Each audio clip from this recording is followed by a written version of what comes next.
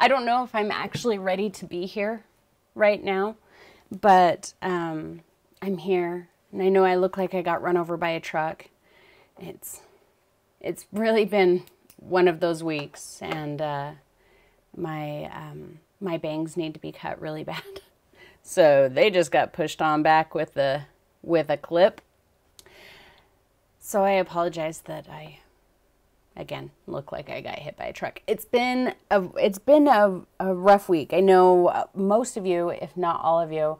Oh, thank you. I did the bare minimum with some makeup. I know most of you were here on Saturday when I was like, nope, we won't be doing a jam session today. Bye. Which I felt really bad about. I was really worried about Olaf, like I said, and then the next day actually was even worse. And thankfully, we already had an appointment for him that day, but then we had to make it earlier because we needed to get him in like an emergency, which I don't want to go into it too much because I don't want to get all brought down, but we're waiting for test results, which we should have next week, and he has a follow-up appointment. He seems to be doing great right now. You'll probably see him. He's got a new ball, which is really exciting for him because, oh, and Vince is home. Hello, Vince. He just got home from the store. So Olaf has a new ball, which is really an exciting thing for him because he usually tears balls to shreds like immediately, so we don't give them to him very often. But this one he has not torn up, and he carries it around like a baby. Hello. They can't see you. Well, hello there. Because I turned my screen, so you have to come over here. So he walks around with this ball in his mouth, and just, so yeah, he seems to be doing good today. There's Vince. Yeah. Okay, thumbs up. Thumbs up for Olaf. Oh yes, yay for Olaf. So yeah, so today we are very hopeful and we're doing good and Olaf's doing good and I'm in a much better place right now than I was on Saturday or Sunday, whatever day that was. Anyway, yeah, so let's go ahead and do our thing. Hello everybody. I'm so glad that you would all come and join me today. And I turned my monitor a little bit, so now you can see more of my kind of a destroyed studio, which is in desperate need of some cleanup. I agree. I gotta clean that up before we do the marathon, which, by the way, take notes. I'm gonna tell you everything I know about the marathon, and I'm also gonna show you what we're gonna paint next week. So, marathon will be held on Saturday the 27th, so that's the Saturday before Halloween. That's actually like 1 month from today. Excuse me. And there's Mr. Moon. So 1 month from today, we're going to do marathon, and I believe I'm going to start at noon my time. So noon MST. And I'm working on my playlist right now. I think I'm going to start with, I will get you guys so like Patreon and YouTube sponsors, I'll get you guys a list of the videos, like the playlist. So if there's one you really want to see, you'll know roughly what time to come check it out. And hopefully those times don't get off too much. But I think I'm going to start with kind of the easier, like younger type of Halloween painting. So we'll probably start with like spooky and that old ghost party one, and so some very simple things, and then we'll move up to the little bit more adult type paintings later on in the evening. And I don't know how long I'm gonna go. I'm gonna go until I run out of videos. If I go for 24 hours, I go for 24 hours. That would be cool.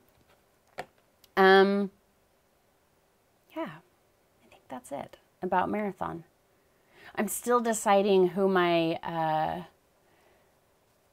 charity is going to be. There's two that I'm going back and forth on. One of them is the organization that I raised money for last year, the organization that saved Mr. Moon. And the other one is a boxer rescue. So I don't know. I'm still trying to decide what I'm going to do.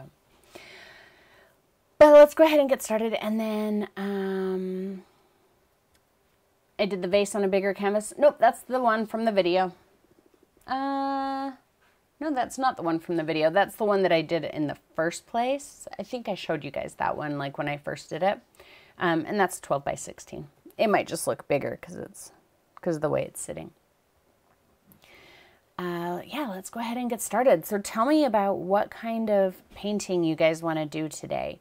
I'm assuming we want to do something spooky, something Halloween, because you guys love me so much and you know exactly what makes me happy. And it is all about what makes me happy. That's not true. Yeah, so tell me, spooky. We got 1 vote for spooky. Do we have more votes for spooky? Yeah, the marathon is going to be awesome. Ooh, a haunted graveyard. I like the idea of a haunted graveyard. I think that that is upside down. Is it not? Let's fix that. I've actually been trying to work on a couple ideas for a graveyard painting. Sometimes it comes a little easier to me than others. Sometimes I'm like, oh, that's exactly how I'm going to do this. Sometimes not so much. You would think that that would be a painting that I would just automatically know exactly how I was going to do it, but for some reason it's not doing it. It is doing it for me. It's just not doing the work for me. Okay. So either way, my big head's going to be in the way a little bit. I apologize. There. Is that word? Let's do that. What's Donna's idea? A scarecrow and a pumpkin patch. I've actually been wanting to do a scarecrow too. So we have like two houses right now, or 2 teams right now in chat. We have Team Pumpkin Patch and Team Graveyard. So who says you can't grow pumpkins in a graveyard? Psst, I think you can. I'm pretty sure you can grow pumpkins in a graveyard. There, I might go off the screen, but that's okay. All right, let's do this thing. I'm just painting on a canvas board today because it's easier in this setup, and I didn't want to use up my Fredrix canvases on a painting that might end up being a bunch of chicken scratch, but lead to something else. 2 in 1, exactly. Okay, so let's go with, and if I'm too loud, tell me. I turned my microphone up a little bit. So if I'm like screaming in your face, please tell me. Let's get, oh, there's Olaf and you can't see him, but he does have his ball in his mouth. I won't let him squeak it though. If he starts squeaking, I'll make him leave. So what kind of underpainting should I do? Okay, wait, before, okay. There's Olaf and his ball. Hey, Fito Burrito, can you take that out? Go give your ball to Daddy. Good boy. Okay. Are we doing this monochromatic or are we going to do it in color? So tell me that. Are we doing the whole painting monochromatic, maybe with a pop of color, or are we going to do full color? Oh, awesome, Deb. Sienna. Nice. So like we want to do like a monochromatic sepia tone mono with a pop. Olaf, take that out. Maybe Vince, can you maybe close the door so we can't bring it back in here? Okay, thank you. Okay. Color. Sepia. Okay, I have an idea. Tell me an underpainting. Let's get creative with the underpainting. Like, let's get crazy with the underpainting. Give me a super wild underpainting color.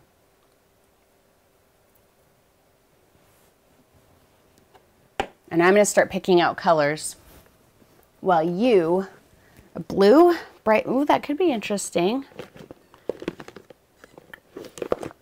Whoops.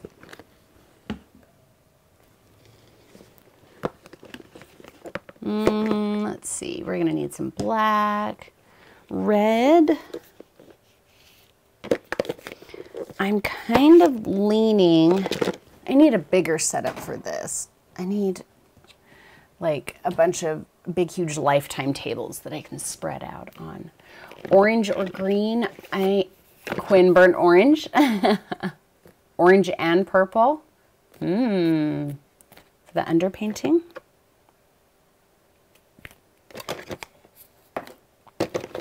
La la la, where's my orange?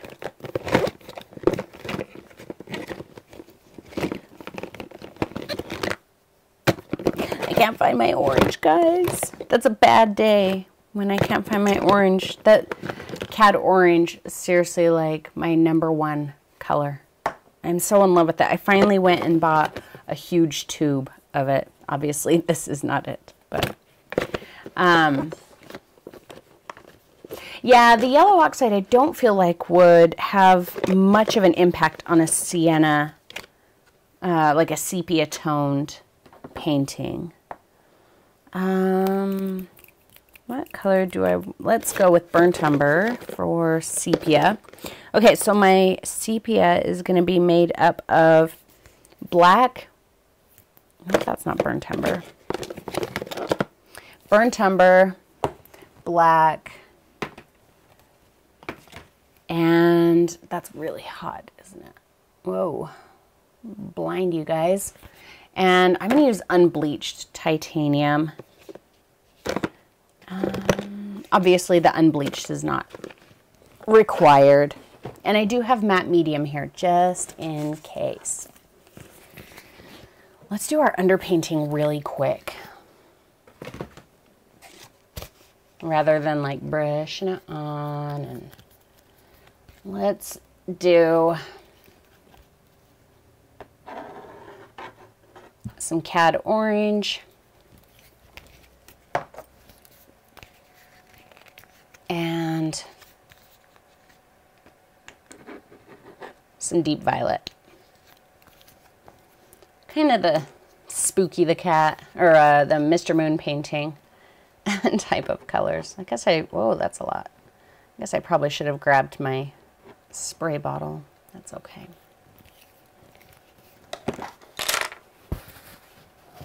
So I'm just going to take a paper towel, kind of like I did, what painting was that? The blue vase, where I just like wet down a paper towel and scrubbed the paint in. That's pretty much just what I'm going to do.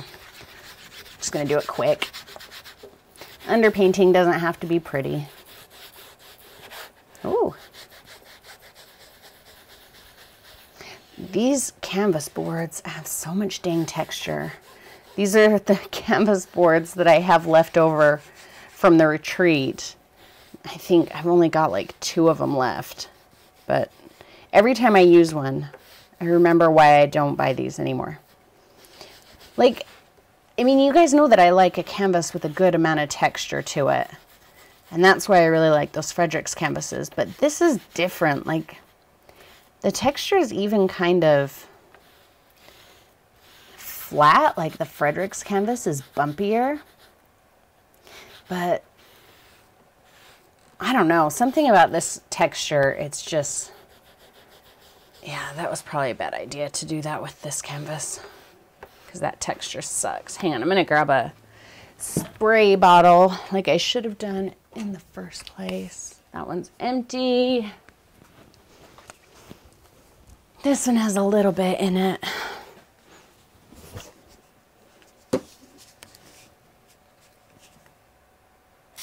I'm trying to read what you're saying at the same time.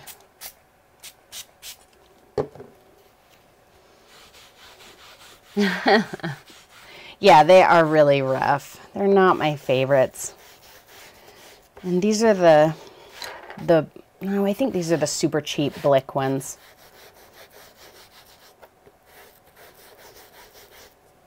Yeah, you can hear the paper towel like, sounds like I'm sawing a log. I think this will be a good color for our underpainting. And this will help. Yeah, I think that'll be good. That'll be a good color. let's let that dry for a few minutes. And I guess we're going to do this in landscape because I don't really have a lot more room with which to turn it portrait.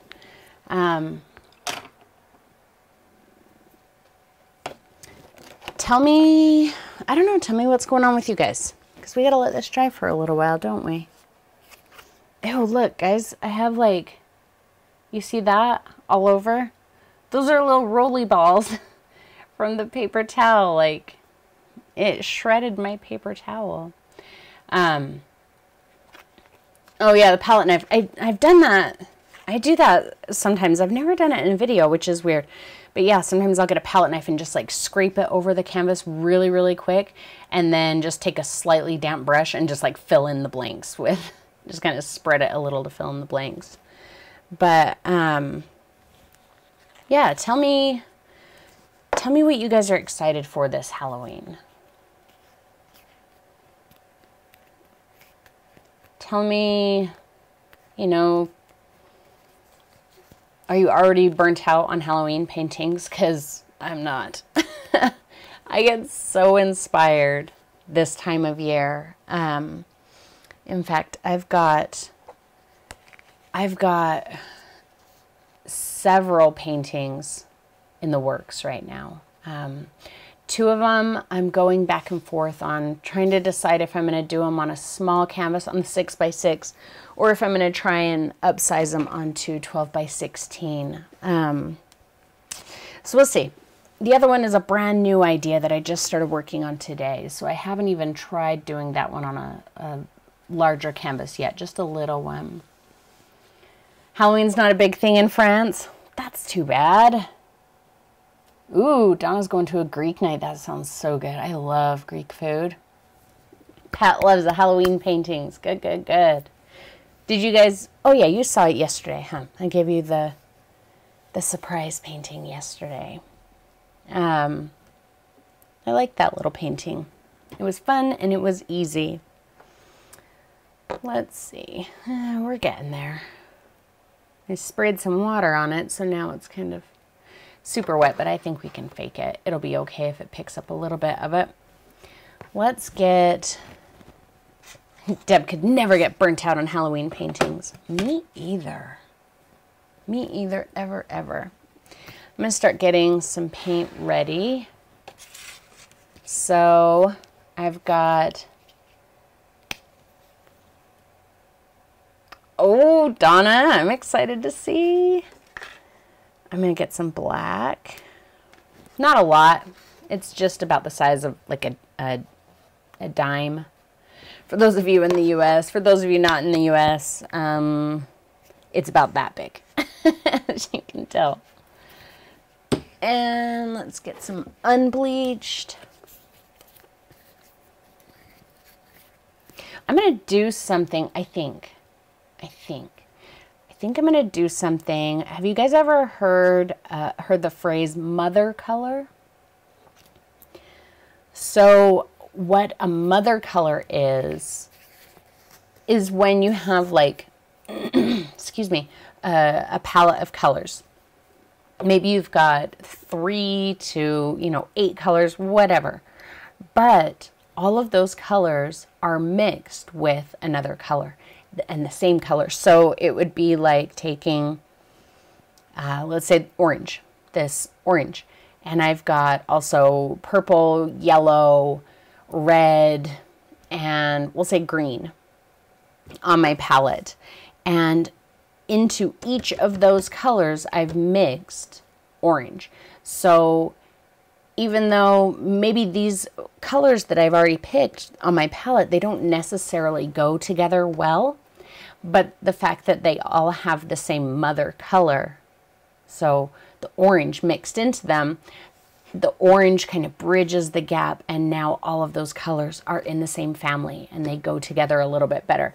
So mother color it's really fun and it's really an interesting concept, and I'm gonna try, I think, we'll see, I might totally forget, but I think I'm gonna try and do kind of a mother color thing on this with the sepia. So yes, it will be kind of a monochromatic painting in sepia, but I might, you know, like in the sky, I might add a hint of blue to it. On the ground, I might add a hint of green. So it'll still be sepia. Everything will still be the same. It's just, I don't know if that makes sense. Have you ever seen pictures that look like they're black and white, but if you look closely, you can tell that it's actually not black and white. It's almost like a colorized monochromatic. So that's kind of what I'm talking about here. We'll see if I can pull it off.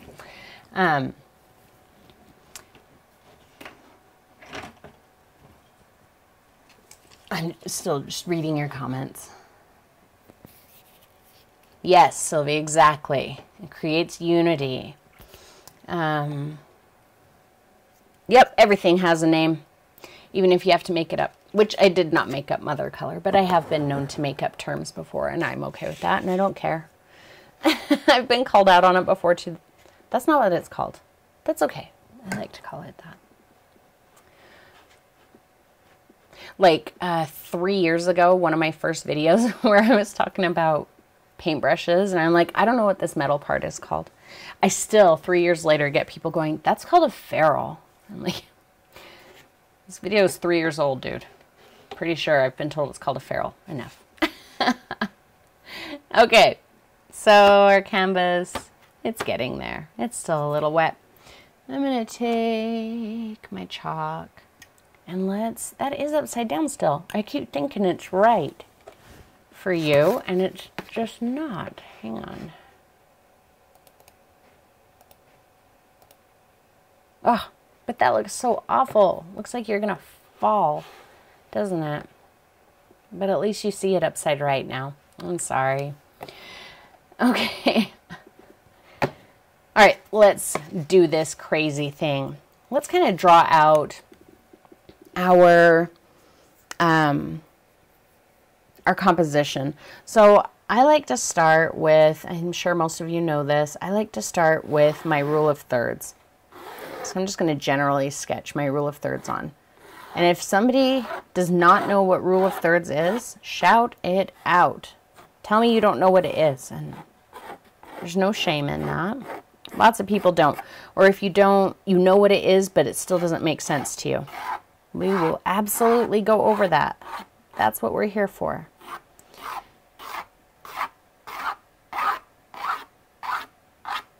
That's kind of skewed. It's not real perfect, but that's good enough.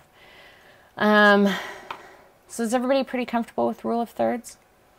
Basically, you break your canvas up into 3 equal sections each way. Mine's not real perfect, that's okay. So I've got 1, 2, 3 sections there, and 1, 2, 3 sections there. So they're even, they're pretty even sections. So the rule of thirds says that your most interesting places to put elements of focus are on these areas where the points cross. Those are going to be your most interesting places to put focal elements.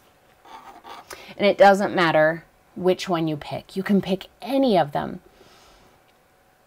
But just like any, rule, it's not a hard and fast rule. You can break that rule. I like to start here and think about it and then say, maybe that doesn't work for me today, and then completely disregard it. But I do like to kind of start there in my mind.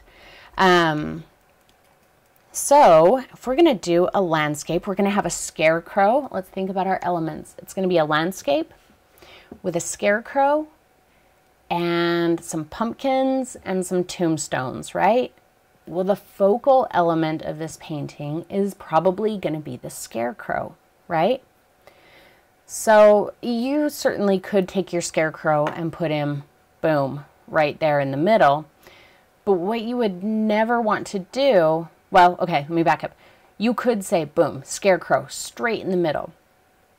And when you hear people say, don't put your subject right in the center of the canvas. You can. You really want to consider your options, but if that's what you decide you want to do, you can. what I would recommend if you're going to do that is that like the scarecrow's head, because as humans, we naturally look to where the eyes would be. So you'd want to put his head like on this 1/3 line. What I would say you never would want to do is take your scarecrow and put his head right here. That would probably not be very interesting.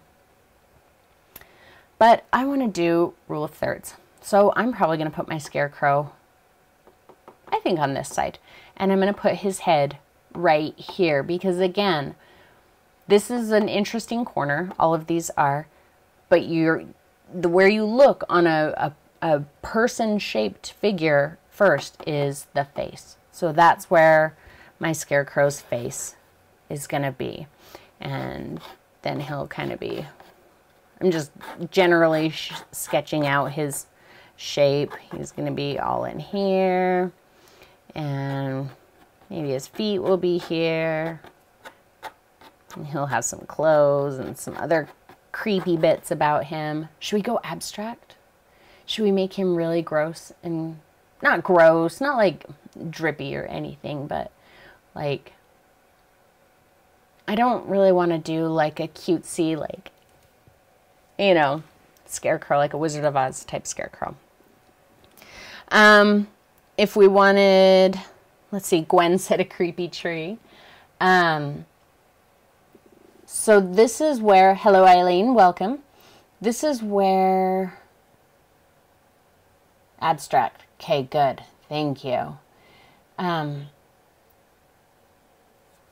This is where we have to stop and think about composition really strongly, okay? Because a tree could be a focal element. So one thing I don't want to do, I don't want to put a tree that's, you know, essentially sitting on the same part of the ground as the scarecrow and like put it over here. Because then again, that tree and its branches where they start splitting is going to take up this focal spot, and then we're gonna be competing. What do I look at? Do I look at the scarecrow? Do I look at the tree? So I'm thinking if we're gonna have a tree, let's push it back into the distance just a little bit. We'll keep it on the same side as the scarecrow, and we'll kind of kick it over. So let's see, the scarecrow's post, we'll say, comes out of the ground right there, okay? That's where his post is going to come out of the ground. We'll say our tree comes out of the ground right here. So it's in the distance behind the scarecrow. And then it can come up and maybe it kind of wraps around him. And that way it's almost like a backdrop to him. It's not competing with him. Everybody on board? Does anybody disagree with any of this?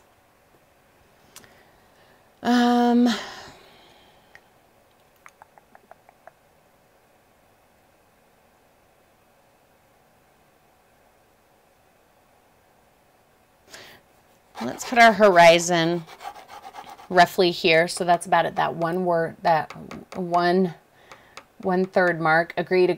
Good. Okay. So that's going to be our horizon. This is our distance. And I'm going to bring it over here. And I don't want to have just like a horizon, though you certainly could. There's nothing wrong with horizons. It's just not what I want right now. Instead, I'm going to kind of trap. Let's trap the viewer in our scene. We've talked about trapping in the scene before, and I'm sure that actually has a real name, but I'm going to say it's called trapping. So let's trap our viewer in our scene, because we don't want our viewer to look here where we want them to look, check out all the fun stuff on the ground, and then they fall off the canvas over here, and then they're done looking at it. We want them to start here, look at all the interesting little bits, look at the stuff scattered on the ground, kind of get trapped in the scene by something over here. Almost think of what we're going to do here as like, you know, you've got your hand like this. Don't leave, stay here and come back. So one way I like to do that is like distant, super distant foliage. So I'm going to bring it up here to this 1/3 mark.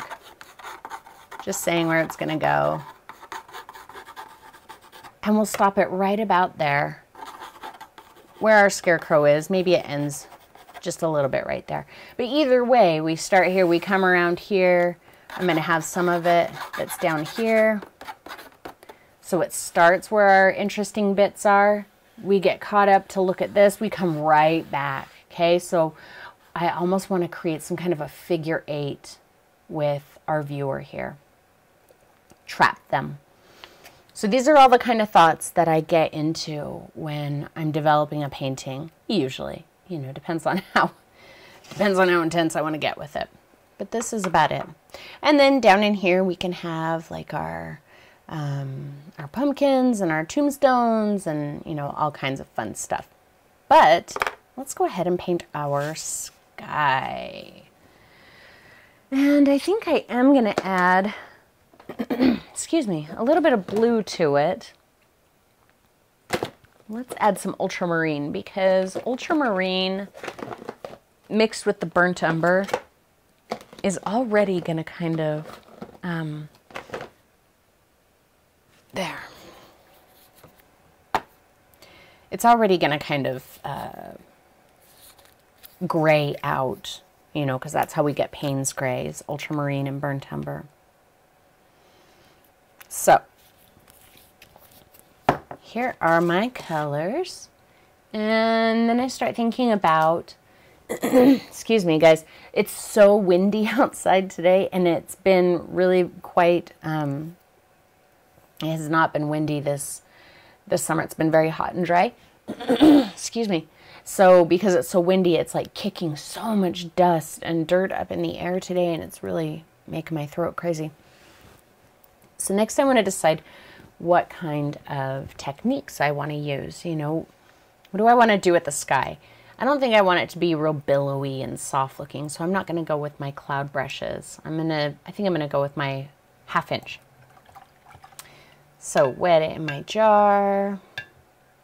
Since sepia is my mother color, I'm going to start with that. And I really should have put my burnt umber over here by the black. There. Okay, a little bit of black, some burnt umber. I want to make sure I can still tell it's brown, but I want it to be very dark.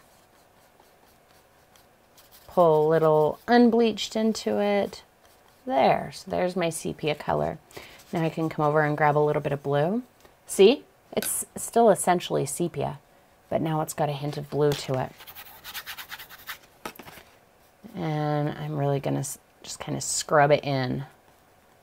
I know when we did the blue vase a couple of weeks ago, some people were like, oh, I felt so bad for your poor brush, because I was scrubbing its guts out.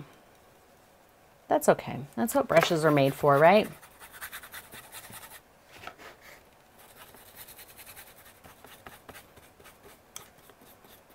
Not worried about, you know, getting a lot of variation right now because of the way I'm going to do this. That's kind of glary. Ooh, that's super dark. That might not work, huh?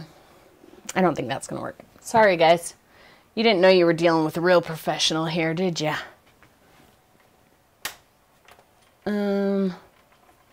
Oh, there we go. That's a little bit better.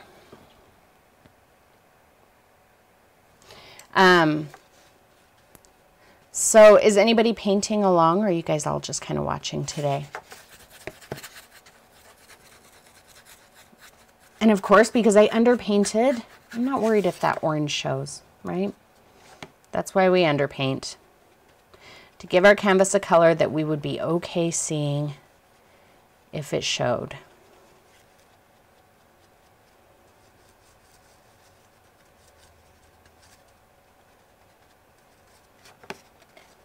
Deb's painting along. Awesome. I'm just painting right over my tree because it's easy to put back in.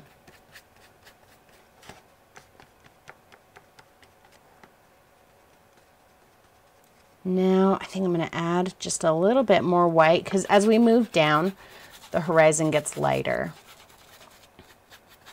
I think this is my good flat brush. I probably shouldn't be using this brush to scrub. I should be using my old one, but that's okay. So, but yeah, always remember that your horizon gets lighter as it, you know, as it comes down. So the color, yeah, it's always darker on the top. And you can see that in real life, you know, when I was just thinking about that the other day, actually. Vince and I were driving somewhere, and it was, I mean, not a cloud in the sky. There was not a cloud in the sky.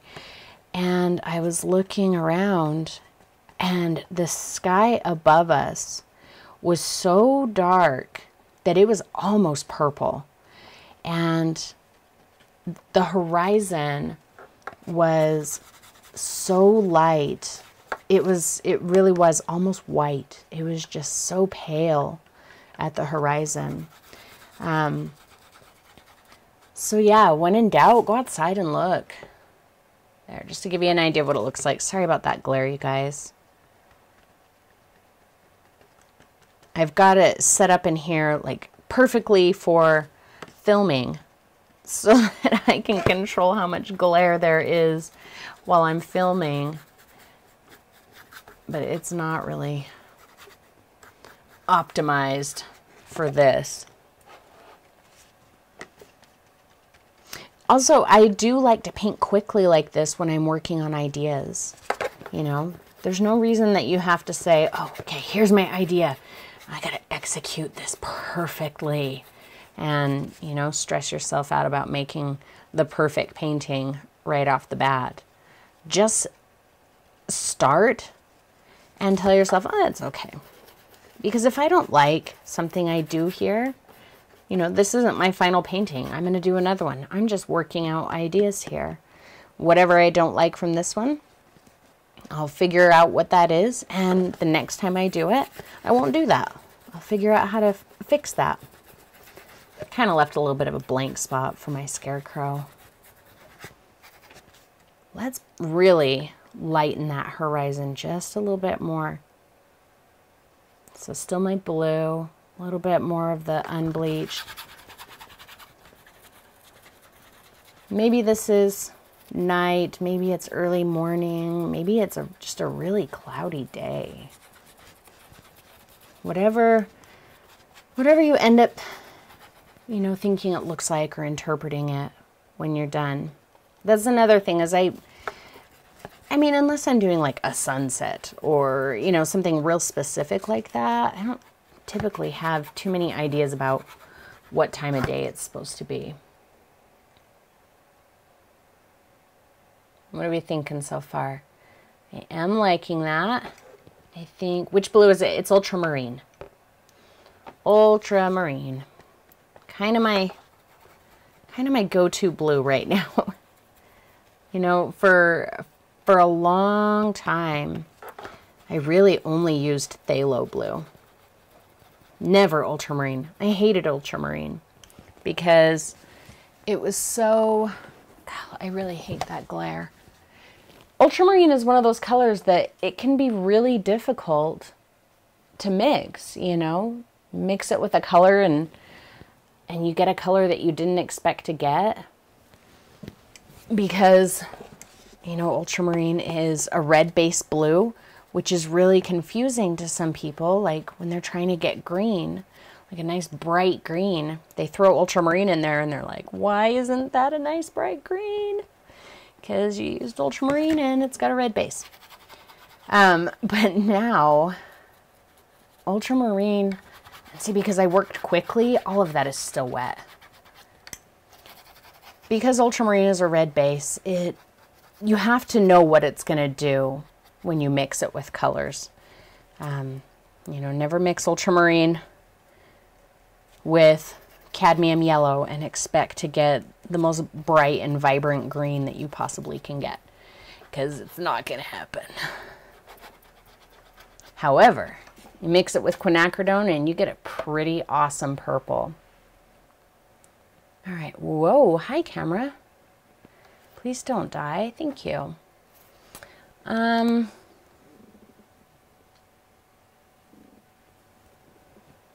All right. It's looking dreadful already. Yes, it is. But I still want to amp up the dread. Just get some lighter pops. See how I just kind of took that? I'm sorry, I have to keep doing that. Just kind of took a little run of the unbleached and just kind of blended it out on the top. So leave the bottom a little bit heavier, and then that will kind of say it's like the bottom of a cloud that's being lit from underneath. Not bad. I'm actually liking this.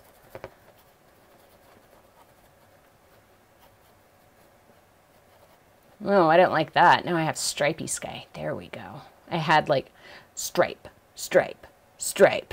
3 stripes in a row that all kind of matched. So I just kind of pulled that one out a little bit. Still a little stripey, but not like it was. And I can still see that orange. Can you guys see the orange in there still in the sky? I'm liking that.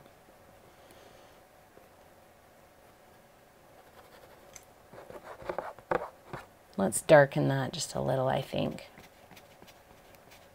Just a little more burnt umber and black. Little hint of my ultramarine.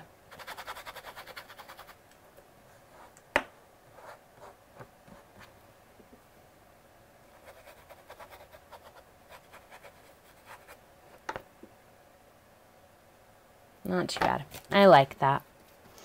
I wish that we had some kind of a... Hey, Deb, while you're doing research for me on things that I have yet to take action on, I apologize for being horrible. Let's see if we can find some kind of a service where we can all like talk and hang out and do this. We can all see each other if you want. I mean, I guess there's only 10 of us that ever really come to these things. We could use like Google Hangouts. And then that way, if you guys wanted to show what you're working on at the same time, you could. But, Deb, if you wanted to research and see if there's something that can be like incorporated in with the other things we're working on, that would be awesome too. All right, I'm just kind of lightening again that horizon.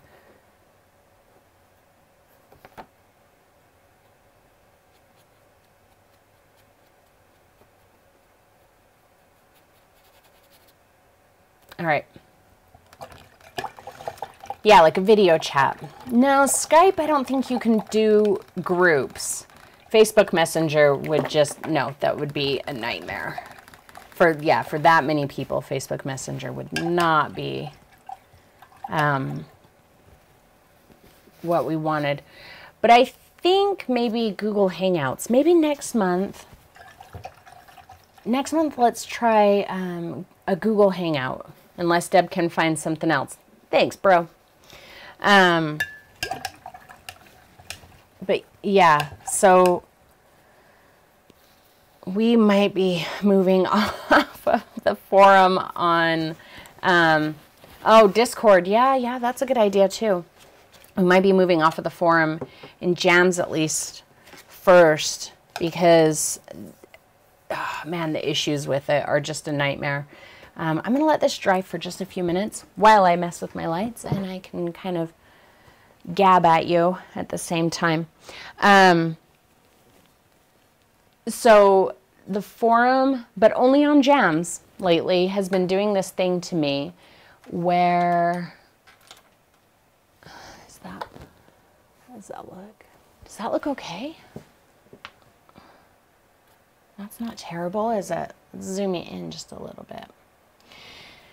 When I'm going through my notifications, I'll click one, like it says, so-and-so created a post. So I click to see that post, and it's like, oh, this post doesn't exist. Well, guess what? The post does exist. And it does that to every one of my notifications, but only in Jams. So, I don't know.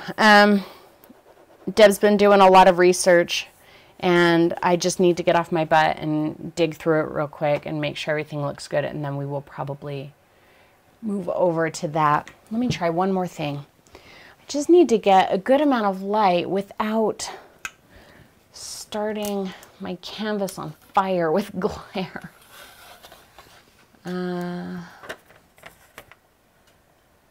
Whoa, like that. That would be starting my canvas on fire with glare. That looks better. We still have some glare up there, but I think that's better. Okay, let's see.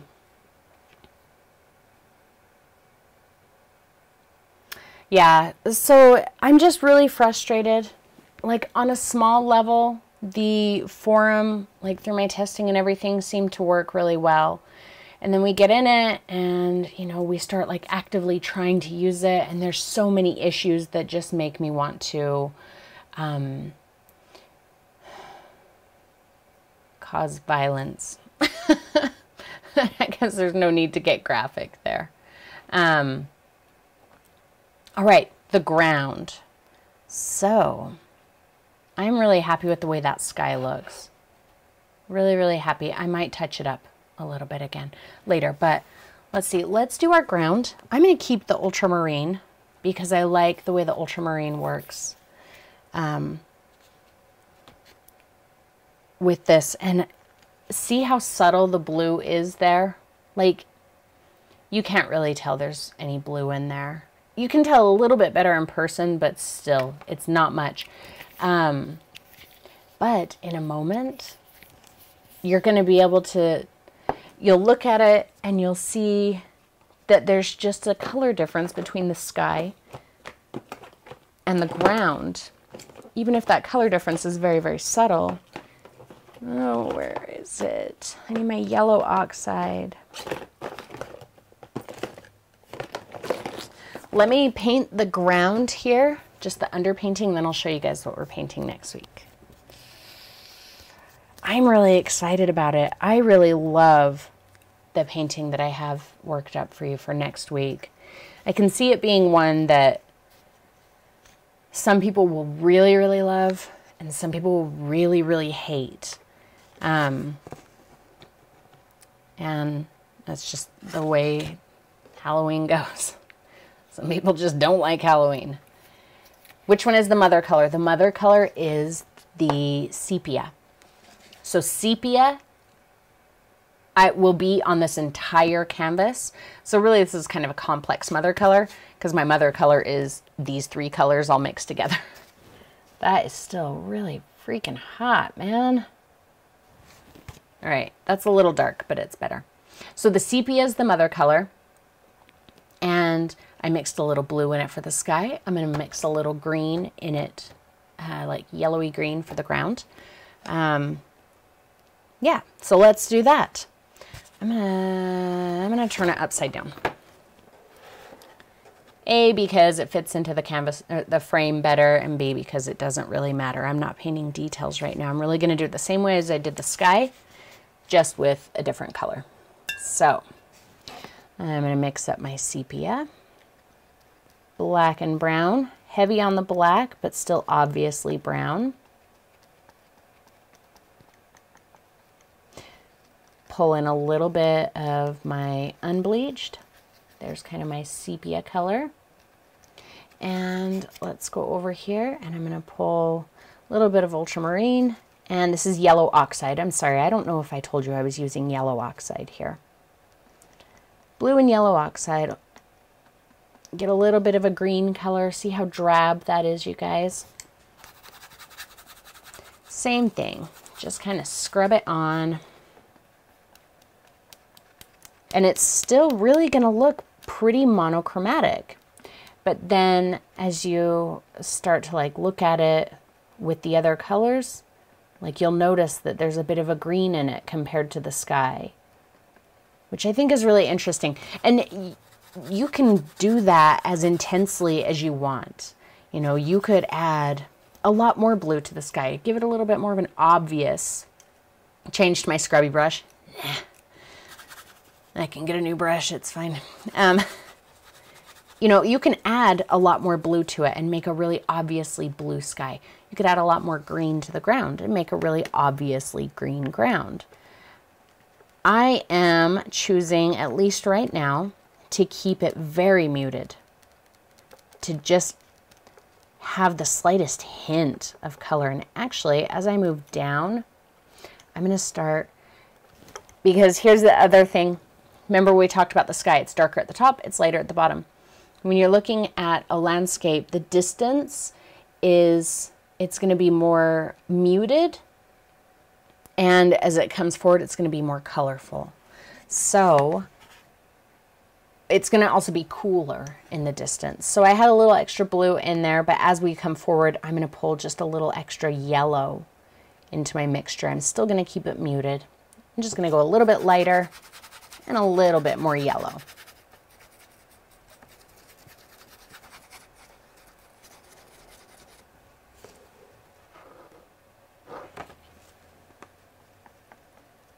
And like I said, do that mixture however you like. You could make it nice and bright, you know, and just let the sepia kind of desaturate it.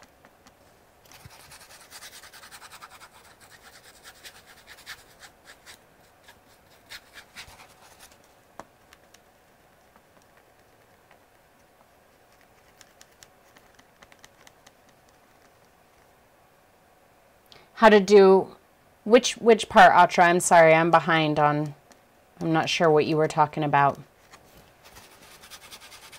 What is it that you weren't sure how to do?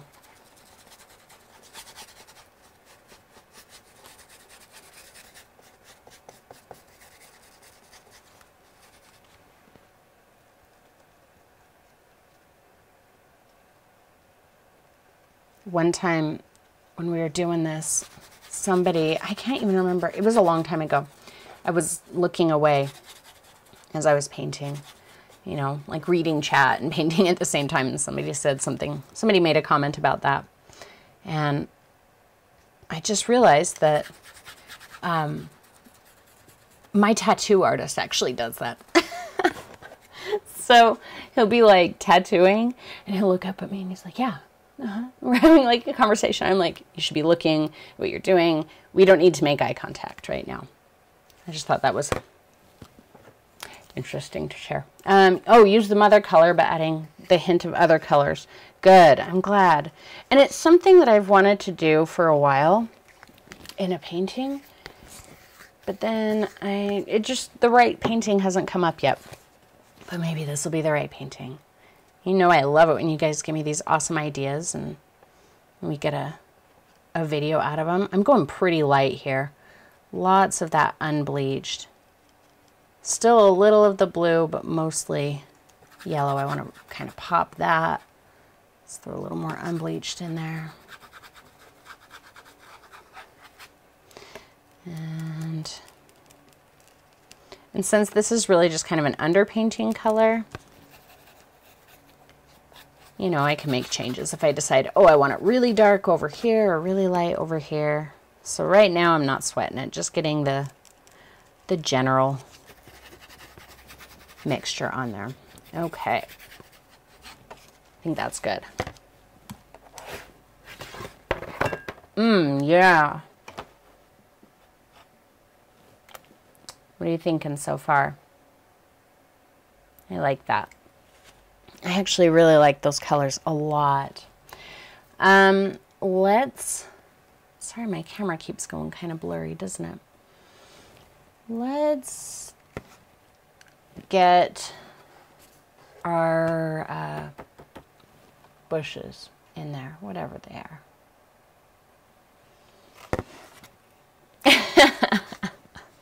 Exactly, Gwen. You know what I'm talking about, girlfriend.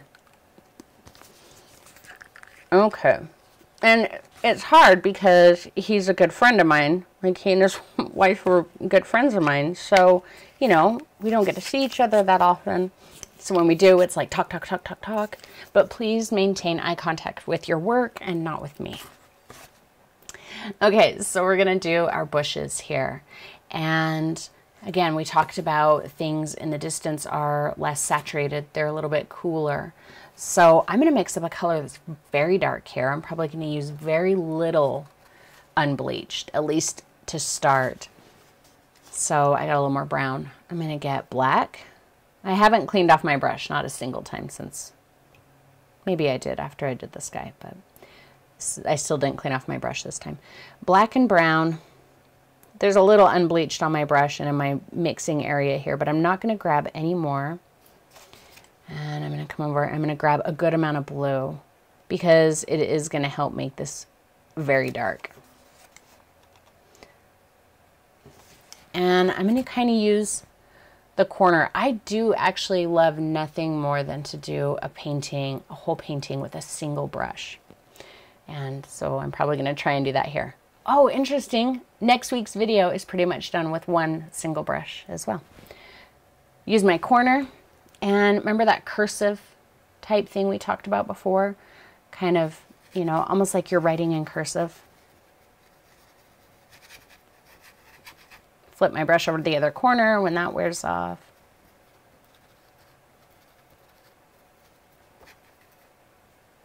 Whew, that glare, man, I tell ya. I can't win for losing when it comes to that stupid glare, can I? See, squidge it around. It's okay that it starts to break or that the sky is wet and it starts blending. My sky is so wet. I'm experiencing a little bit of blending here and I am okay with that. Because, again, these are quite distant and it's a Halloween painting, right? So we need some spooky, unexpected type things.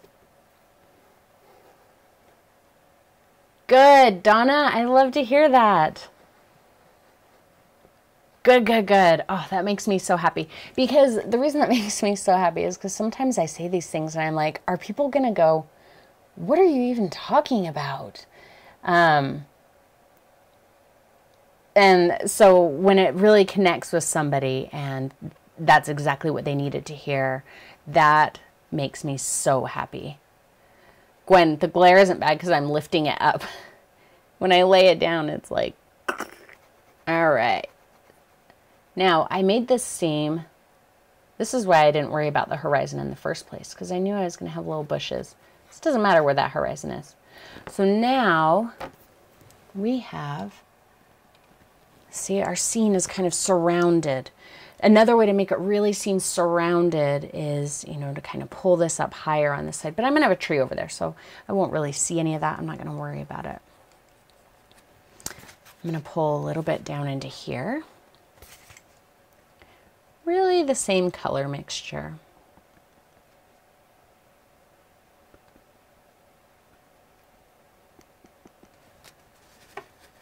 Cursive, cursive, cursive.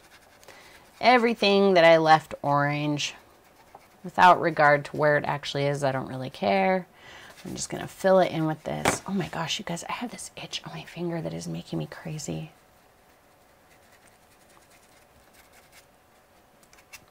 Oh, seriously, guys?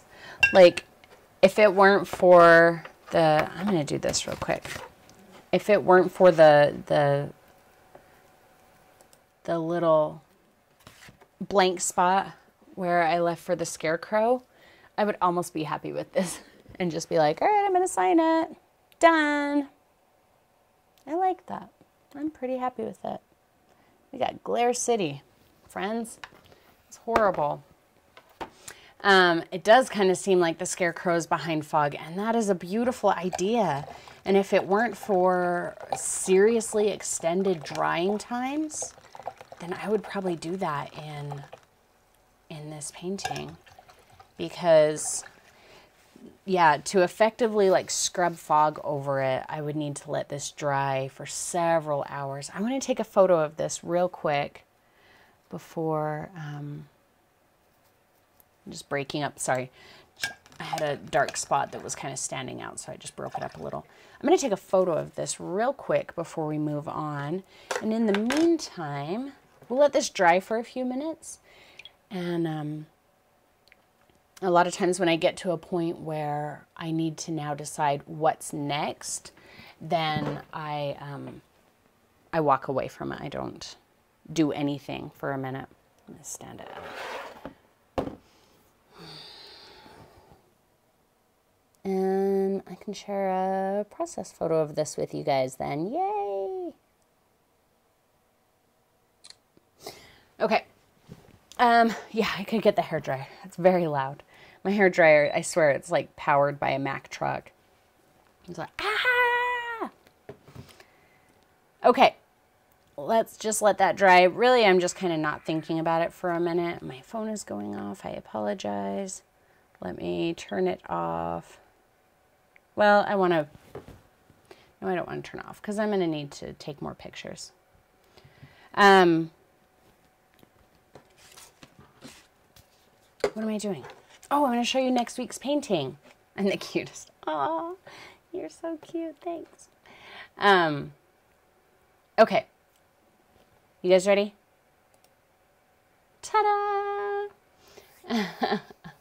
So here's what we're going to do next week. And this was such a hard painting to photograph, but because of all of the dark. But yeah, so this is next week's, and I know I've been asked for a skull, you know, every Halloween since I started, and I've always been really hesitant to do a skull because I know a lot of people really balk at that. That's not what they like. They don't want to see that. They get really upset. But I figure Halloween only comes once a year. I'm going to paint me a skull. I'm glad that you guys like it. It's really not a terribly difficult painting. It really isn't. It's a 6x6 again. Ta-da! It's just a little guy. I do have a tracing element for this. So I've got a reference image that you can just draw from if you want. If you wanted to grid it, you could do that. If you just want to get on with it, I do have a... I'm so glad that you guys like it. I do have a tracing element for it. So it's a quite simple painting. Aw, Sir Skullington hangs in Deb's living room all year. Yay! Exactly, Sylvie. Oh, thanks. You like the hourglass?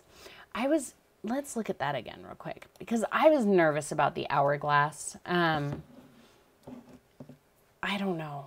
There was something about the hourglass that really, really kind of made me nervous. But yeah, ultimately I'm happy with the way it turned out.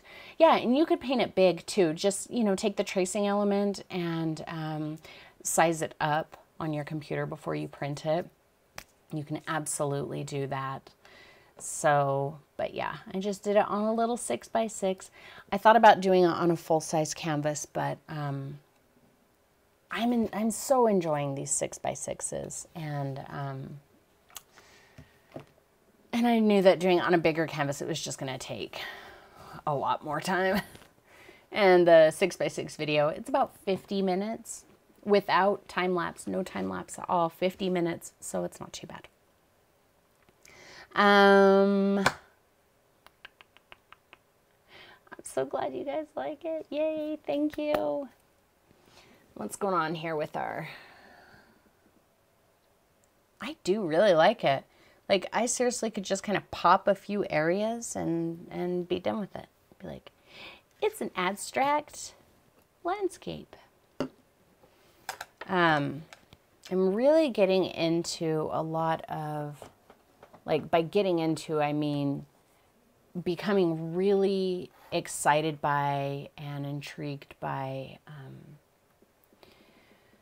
a lot of light contrast, having super, super dark and super, super bright.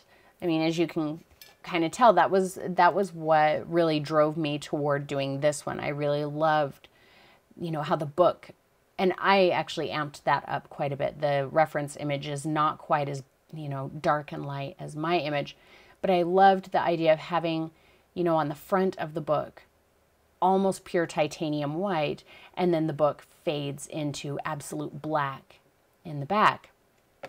And so I think, that's kind of something that I want to see in this painting we're doing today.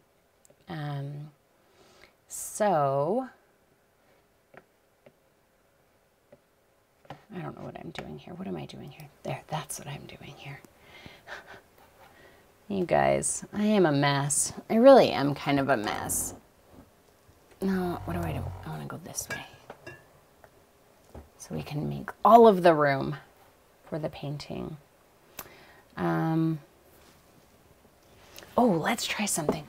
I bet I can get that glare. You guys are going to be so sick and tired of me talking about this stupid glare.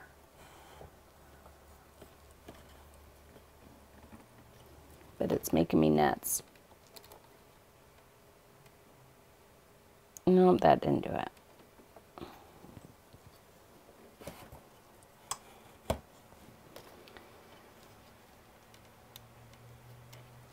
Ow.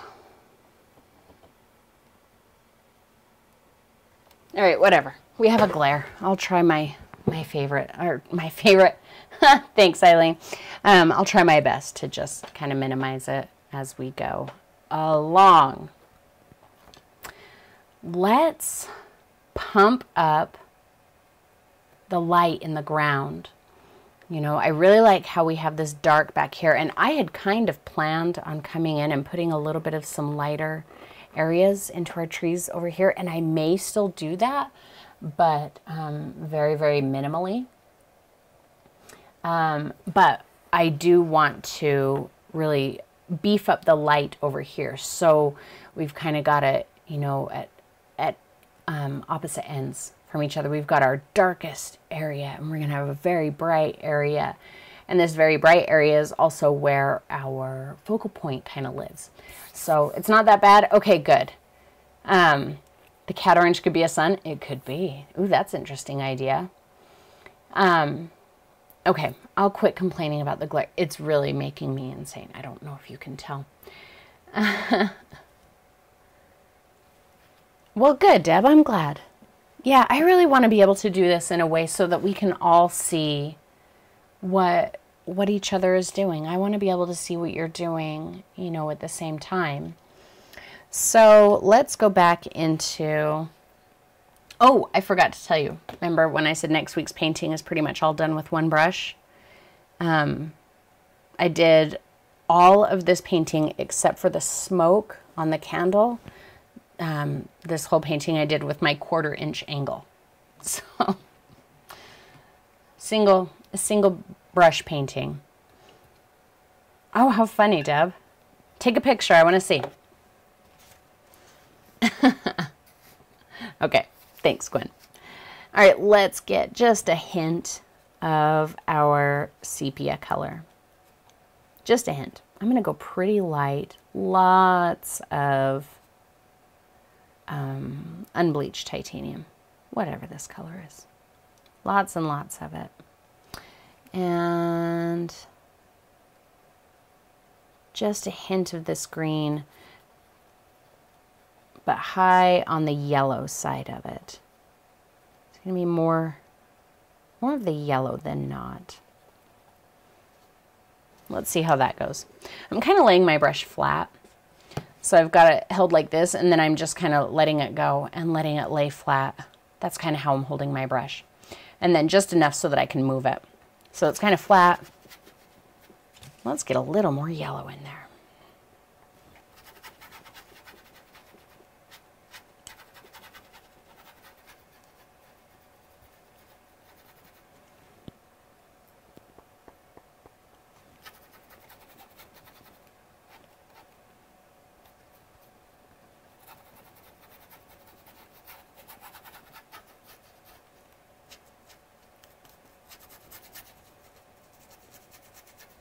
And we don't have to worry about like making grass, you know.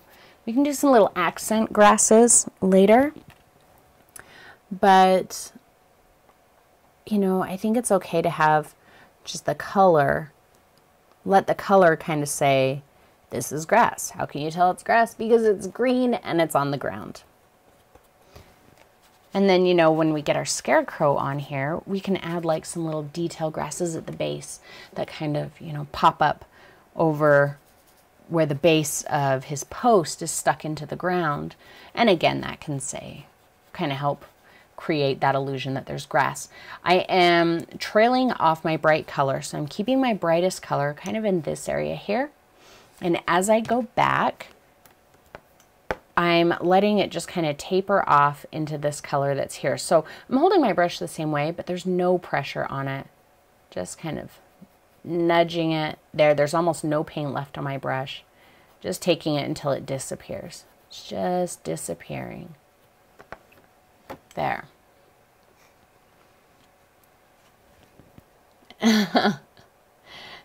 Oh, you know what? Yeah, there's nothing wrong with that, Atra. You don't have to wash your brush. I think I washed my brush after I finished the sky, and really I don't know why I did that. I like to not wash my brush. I don't even rinse it as I go.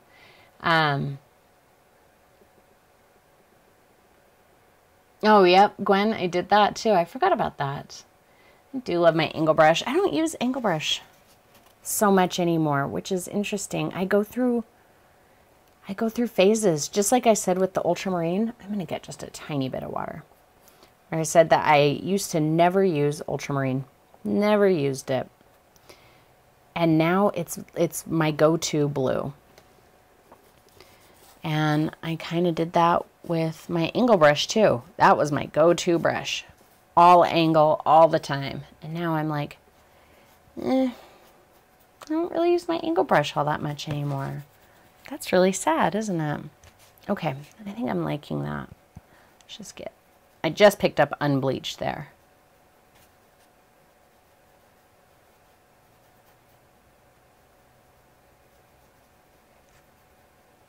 Let's think about where our post is going to come out of the ground. I'm going to make it nice and bright. Right where the post is going to come out of the ground. Right about there. That'll be good.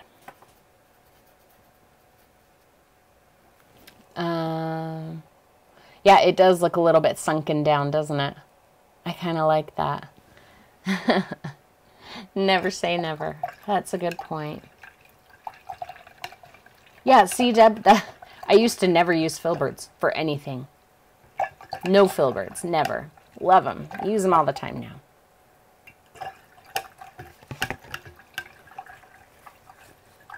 Okay, I did wash off my brush there because I don't know what I'm going to do next. It's time to start deciding on details.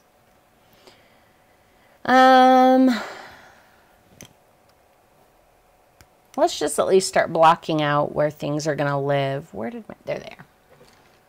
I think I am going to use my angle brush. Where are you, angle brush? There you are. All right. I'm going to use my half inch angle. And I wet it. And I think I'm just going to get my black and brown. I don't need any unbleached in there. So let's draw our post. At least the bottom part of it. So we'll say it's right about in here somewhere. Just kind of drag it up and let it end roughly somewhere where his body is going to be. Widen it out. Doesn't have to be straight.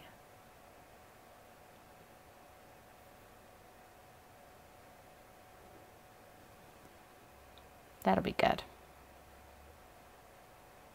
Ooh. Ah. Yeah, let's do a shadow. Let's do a shadow. I'm going to grab a little more brown. A little unbleached. A little more of my green, but I'm going to go a bit heavier on the blue. And I'm going to come from the base of the post. And I'm just very lightly, very lightly, especially as it goes back, let it taper off. Nice and dark and crisp right at the base where it meets the post. But kind of disappearing as it goes back. Heck yeah.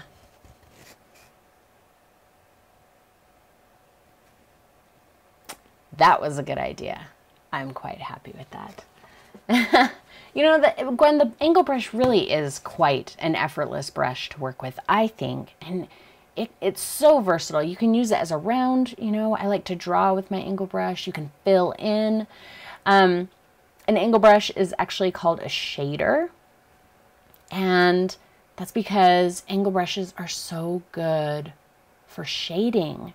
You'll see that in next week's video. That's exactly why I chose the angle brush instead of, you know, the filbert or the bright, because angle brushes are incredible for shading. Yeah, I am really happy with that shadow. I think as we go along, I'll adjust it a bit back here because we are going to have the body of our scarecrow, but I'm not going to worry about that right this minute. Let's basically start filling in our scarecrow. I'm still going to use my angle. I got a little more water. Black, brown. I'm not going to worry about anything else just yet. Just get some black and brown. And let's say his head is, okay, this is for those of you who don't like to paint loose, and it's okay. Painting loose is not the ultimate objective. You may not like to paint loose, and you may never like to paint loose, and that's okay. I still love you. You don't have to paint loose. You can paint tight if you like. But what I'm going to do is I'm going to paint really loose here, because if I try really hard to make these really precise lines to draw him, then he's going to look really stiff, and he's probably going to look really dumb. So, holding my brush back far, and I'm just going to kind of go, all right, that's about where his head is. Shoulders, oh, they're in there somewhere. Somewhere about like that. Oh, I wanted him to be like angled. No, he's not. Let's drop his hands down a bit. There. Heck yeah. That's what I want. And his body, same thing. I'm just kind of pulling that to the side like that. He's probably got legs in there somewhere. Or maybe he doesn't.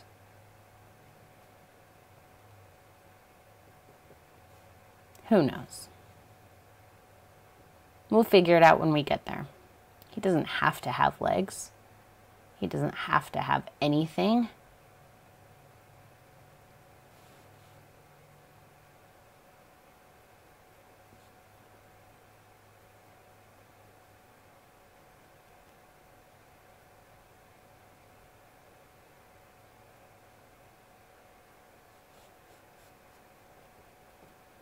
Maybe he's full of, you know, like little floaty bits on his clothes. I don't know. We'll see. What do you guys think so far? What's Deb? Someone hold Deb's hand. She's going to go for it. You got this, Deb. I know you can do it. I am going to take that same color, pull a little bit of my green heavy on the blue. This color's quite a bit darker than this color that I did on, it could be a girl scarecrow. I'm just going to dust some of this dark color in, make sure it connects up somehow with that. And if I decide I don't like that, I'll paint over it. Now, if you're going to do the shadow, no, you know what? I don't like that. I am going to paint over that. But if you decide to do the shadow where you can see the scarecrow, here's what I want you to remember. Do not say, oh, well, my scarecrow's feet are about an inch from the ground here, so my feet need to start about an inch here. Remember how stretched out shadows are. In fact, like I said, I don't like that I've got this here because this shadow now touches these trees, and I feel like it pulls them closer. It says this is actually a very small space. I want it to seem like a very deep space, a very huge field. And I feel like that being able to see the body of the scarecrow there, especially where it touches these dark trees, it pulls it closer. It makes it a lot smaller of a space. So, easy peasy lemon squeezy. I'm just going to mix a little bit of unbleached in there, kind of basically get back this ground color See, I just dusted out that bit of the scarecrow body that I put in there. And now you can't see it. And that's good. That is exactly what I want. I just want the shadow of the post to really just fade off into the distance. That's also going to make, it's going to make the light seem really bright.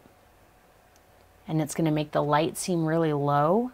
And it's going to make the distance seem much more vast. That line is too sharp there now.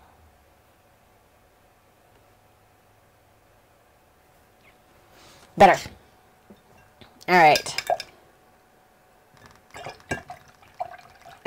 Gwen's laughing at my easy peasy. At least I didn't go full British, though. You know, throw down an easy peasy lemon squeezy. But I almost did. I thought about it. All right, let's leave our scarecrow alone for a few minutes, okay? Because I don't really know what I want to do to him. So we're going to leave him alone for a minute. And let's work on our tree. So we said we wanted a tree back here. And I could have done my tree first, but really my scarecrow overlaps it, so my tree's not as important. Ooh, did you hear my stomach growl? I'm hungry. It's getting almost time to start thinking about dinner. So my stomach is growling. I apologize for that. Okay, clean angle brush, though I don't know why I cleaned it. Let's get our black brown. I'm going to go a little heavier on the brown this time. So it's almost like I'm adding brown to my mother color of sepia, which is kind of weird. Maybe I'll throw just a hint of ultramarine in there because my tree is a little more distant. Just cool it off a bit. Okay, see, I did put a little bit of unbleached in there because since it's in the distance and it's desaturated, oh my God, so embarrassed. You know, there's a lot of times when I'm recording videos where, you know, your throat does that little thing sometimes, or my stomach will growl, and I'm in the middle of a video. So if you're listening and sometimes you can hear, like, all of a sudden it gets super silent, it's not that I just stopped talking. Like, you can hear that little bit of a psss in my audio, and then all of a sudden that will go away and then come back. It's probably because I edited out my stomach growling or my throat going. All right, tree. Spooky tree. I do not want to start my tree down here. That's going to say that it's in line with my scarecrow, and then it's going to compete with my scarecrow for importance. I'm going to start my tree back here. So right about there. And again, super loose. Scratch it. Just scratch it into there. It's okay if the bottom of that looks like junk because we can add some grass to it later. Just kind of pulling it up the side here, very loosely. Let me show you the brush stroke that I'm doing there because I think it's kind of difficult to see. So what I'm doing is, it's really just like that, like sideways. So I'm kind of pulling my tree up like that. I'm not, you know, doing one of these things because that's going to give me very crisp lines, which is going to say it's closer to us. I want very soft lines, which is going to push it into the back. Once we get to the branches, we'll just kind of start scratching them on too. Okay? And I have cat hair on my nose. Sylvie likes it without the tree. That is perfectly okay. And I know my tree right now is competing with my scarecrow.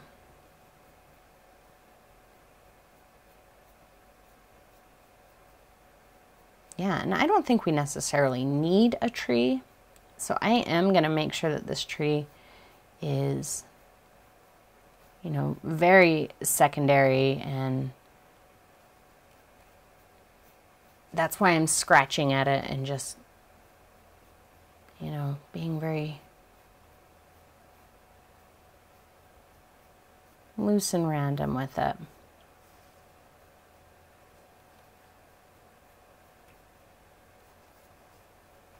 Pull that down a bit there. And let's get a little more white, maybe a little bit more blue. I'm going to keep that super cool.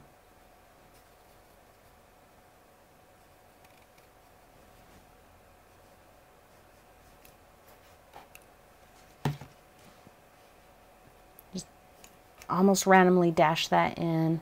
It's kind of the same color as the sky, which is okay.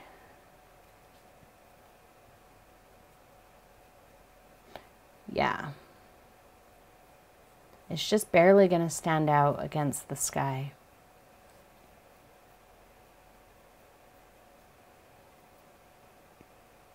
And I'm okay with that.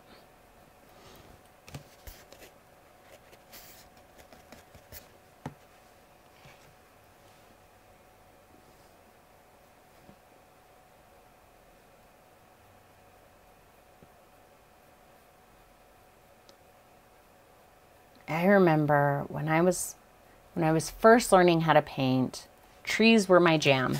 Trees have always been my jam. I'm pretty sure the very first thing I ever painted was a tree. And, you know, it's just something that I've always loved. And I remember when I was very first learning how to paint, I was so precise with my trees, you know, getting in there like this and watching where every single branch came from and where it went to and how it related to the branches next to it, and, you know, really these very precise shapes. And then actually it was my tattoo artist, actually, friend, who said, you need to loosen up. Hold your brush back. Eileen said, extend the low branch so it's behind him. Okay. He said, you need to loosen up, you know, hold your brush way far back. Don't pay attention to what every single brush stroke does. Just do it. And I was like, no, because my tree will be a mess. And now that's exactly what I want. I want a messy tree. I don't know why I just cleaned my brush off again. Because remember, if we're going to put a shadow here, we need a shadow here. And that's quite dark. So that's why I cleaned it off, because I had a lot of white. So we're going to go really dark with the tree's shadow because the ground is so much darker behind it. Heavy on the blue, just a tiny hint of unbleached. Let's go a little darker than that. I'm not seeing that.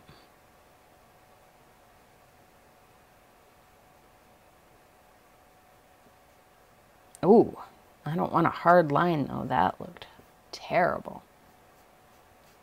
Make sure it's at the same angle as your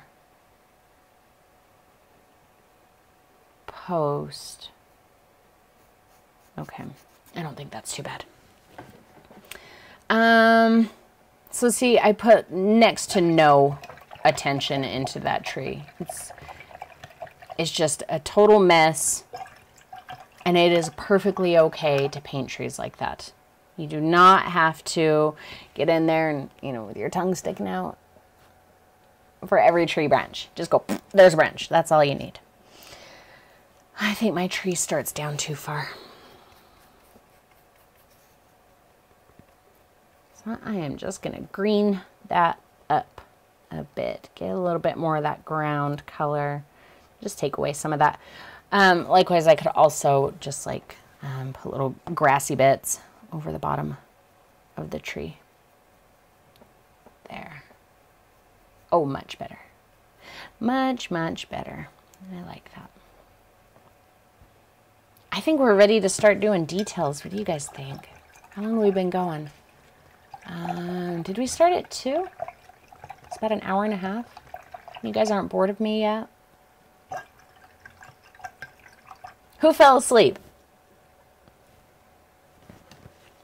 I won't be mad. It's funny, sometimes when I'm editing my videos, because, you know, I hear people say all the time, oh, your videos are so relaxing. I watch them when I go to bed sometimes so that I can relax. Occasionally when I'm like editing, because I always do like a final watch through after I edit, and I'm sitting there and I'm like, oh, I'm really relaxing. I even make myself fall asleep. Okay.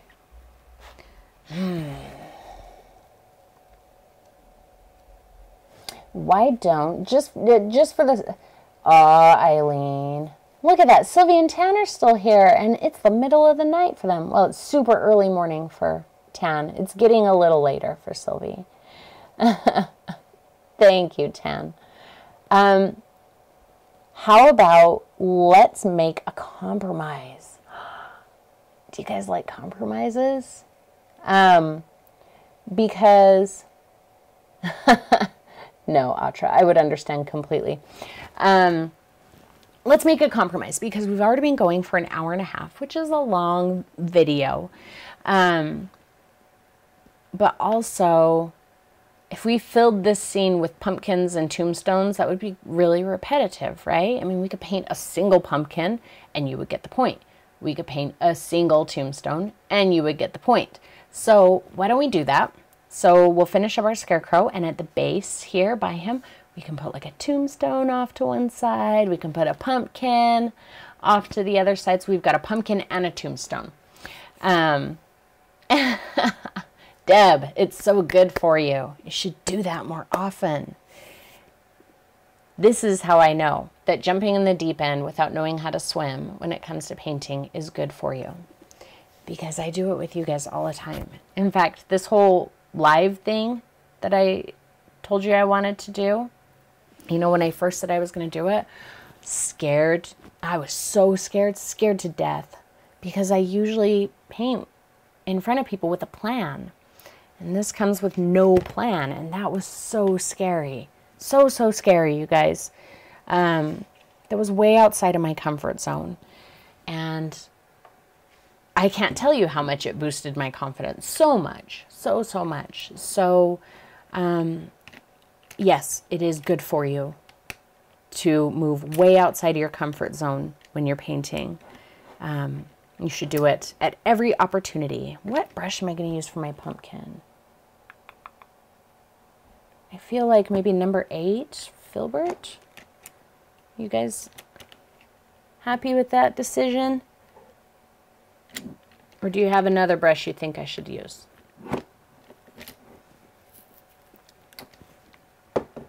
I need orange. Okay, Filbert it is. So, just like with our other colors, I am going to use the sepia as a mother color for orange.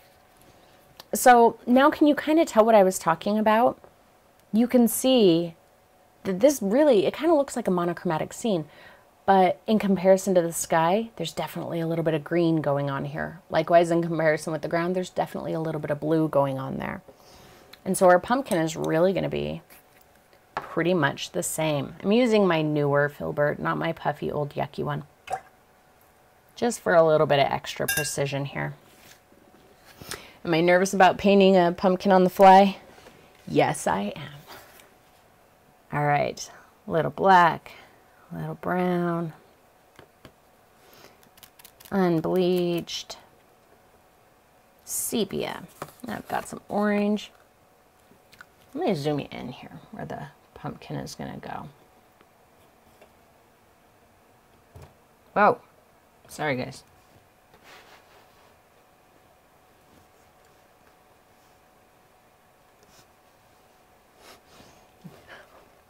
All right, let's get a little bit of orange mixed in there. Boom, we've got our mother color mixed with some orange. All right, so let's just kind of decide where our pumpkin is going to sit. If it's going to be in front of the post, remember the bottom of it needs to be below the post. Oh, we want it. No kissing. No kissing in art. No kissing elements. So kissing elements, do you guys know what that is? Kissing elements are awkward. And that's when you get two elements that are kind of close to each other, but they're not quite touching. Your elements need to either overlap each other or be completely separated from each other. No kissing elements.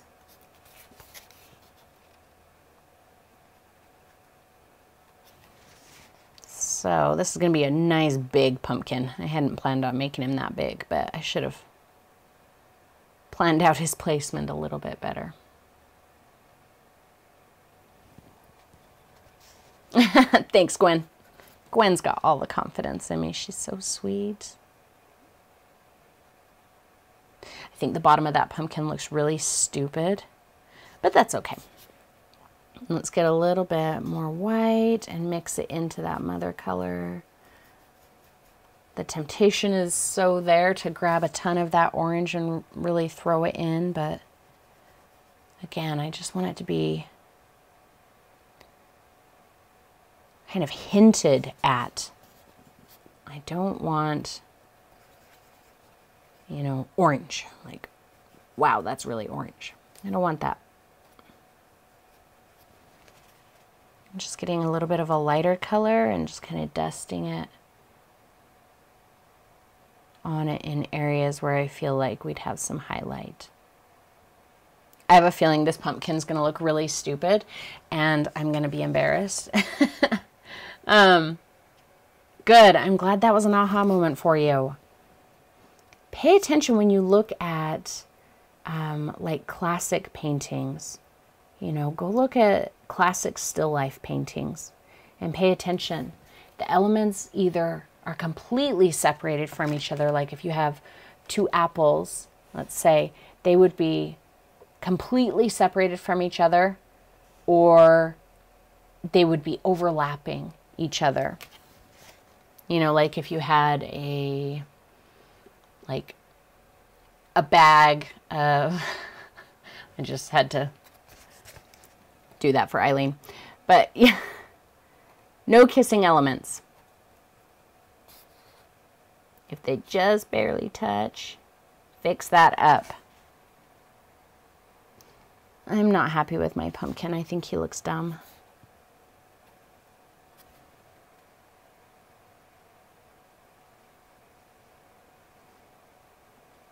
It's like one of those pumpkins that you see at the grocery store that's super, super lumpy, and this is probably just me because I always feel bad for inanimate objects, but I always see like those pumpkins at the store that are super, super lumpy and misshapen, and then I feel bad for them because I'm like, nobody is going to buy that because you can't carve that. So maybe that's what this pumpkin is.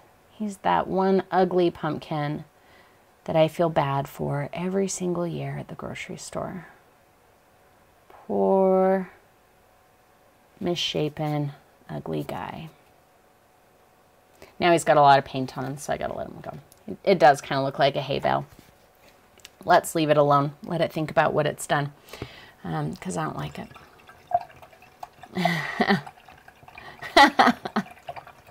Ugly ones need homes too. It's true. It's true, they do. Pumpkins that look like hay bales, they need homes. Just not at my house. All right, let's do our tombstone. Let's go super simple on the shape of this one, okay? I'm going to do my sienna color again, except just like I did on the tree where I went heavier on the brown, this time I'm going to go a little heavier on the black. So it's like I'm mixing black in with my mother color. A little water. And so no kissing elements, so my tombstone can't come right here up over the, you know, just touch the edge of the hail bay. I have to decide. Let's see, where is going to be a good place for that? My mom always bought the Charlie Brown Christmas trees. Yep. Always. Do you ever go through your Facebook memories, you know, where it shows your old Facebook posts? I was going through mine today, I think, and I actually had a post a few years ago today talking about how I felt bad for inanimate objects. And then in the post I said, oh no, it's even worse. Today I was at the grocery store and I picked up an apple to buy and noticed it had like a weird bump on it. And I was like, ew. And I put it down. And then I felt bad for rejecting it because I was like, now it's just going to end up going to the garbage. So then I bought it. I bought the ugly apple because I felt bad for it. Okay, what do you guys say? I know it does look like a hay bale. I'll fix it. It won't. The other side, under the hill, I mean, it could, but that's also going to drag our focus over there, and I want to keep our focus over here. Yeah, I'm not worried about it messing with the shadow on the scarecrow, but if I put it over here, I think it's really going to pull our focus over here, especially since it will probably sit right here, which is on that 1/3 mark. So it would be that's kind of what I was thinking, Gwen, maybe kind of under the tree a little bit. Let's see, what if we kind of did it like,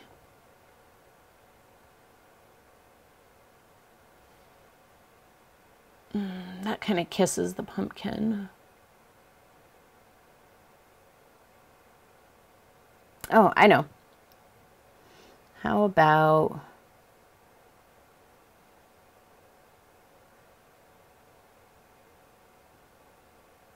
oh, that's super angly. I didn't want it quite that angly.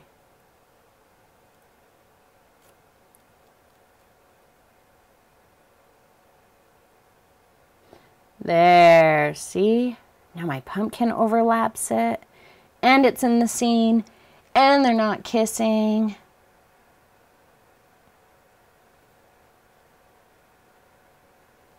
Let's get a little darker down through. No, no, no, no. That was too dark. Not that dark.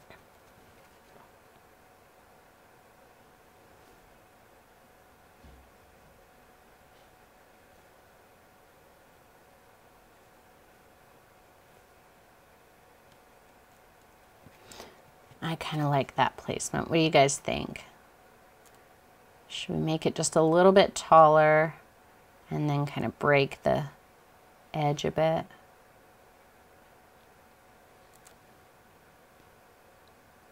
Or skip it. Yep, I could have skipped it. I thought about skipping it, but you guys wanted one, and I don't want to deny you the things that you want. Let's get a little bit more unbleached, and we'll kind of add that little highlight a bit at the top edge. It's going to be a little bit brighter down this edge.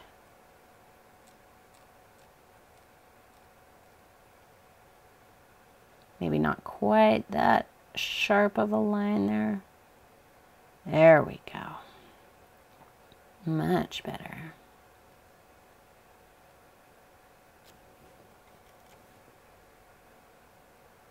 I want to keep it darker on the face that's facing us.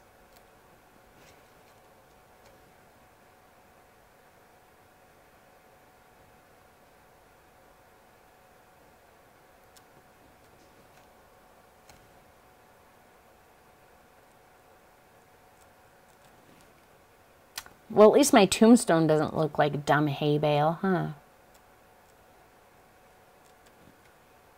Oh, I kind of like that one.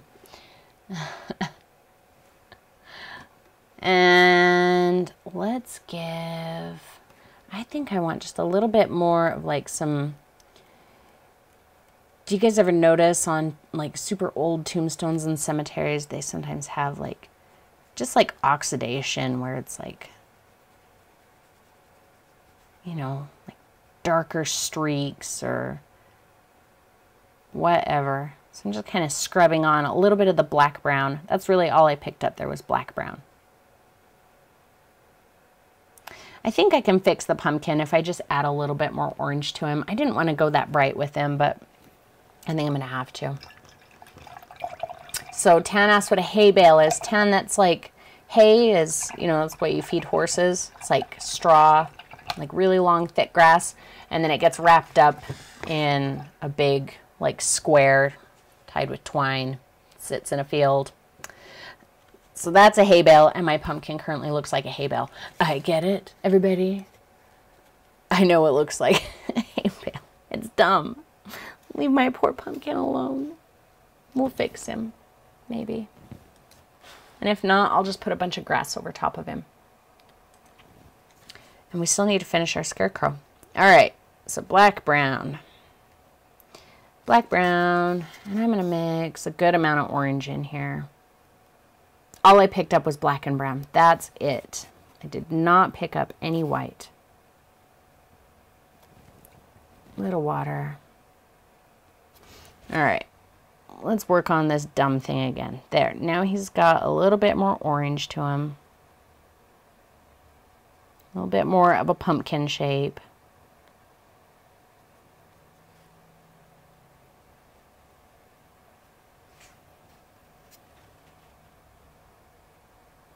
We got to finish up our scarecrow too. We can't forget about him. Now I just plonked into the unbleached.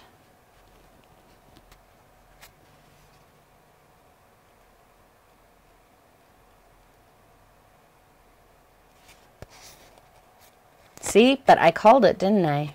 When I first started, I was like, yeah, my pumpkin is probably going to look really awful. You know what? Let's add more orange to the pumpkin. Because then he can be nice and bright. He'll be our little pop of obvious color. Or he'll just look like a gigantic peach. We should write R.I.P. Little Hay Bale on here and just be done with this stupid pumpkin. I hate Mr. Pumpkin. He's not my favorite guy in the world today. I'm just taking some darker color with that brown and black up the bottom a bit. Oh, poor hay bale.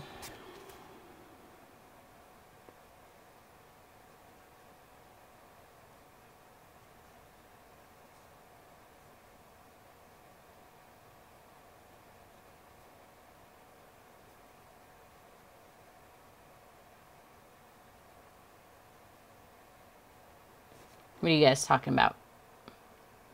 Oh, okay. Yeah, mini football shapes for a pumpkin. But I don't want to be quite that precise today. I am going for a little bit more of just kind of a...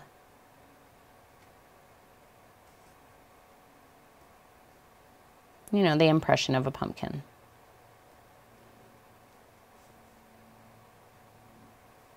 Maybe if we put a stem on him, he'll look more like a pumpkin and not a stupid hay bale. But probably not, huh? I think we're doomed.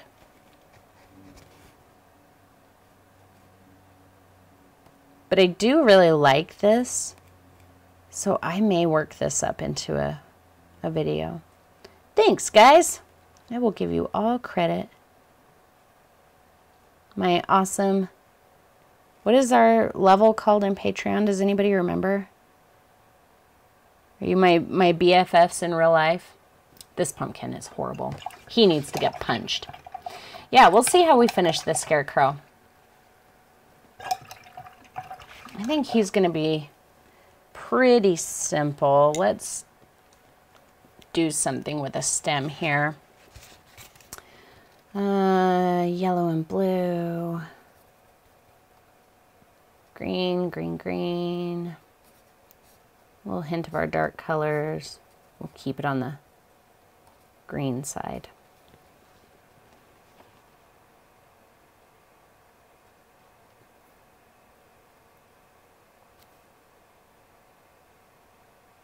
Kind of crushed the corner into it, so I used the corner of my angle brush and I just kind of did it about like that. Grab a little unbleached, still using just the corner.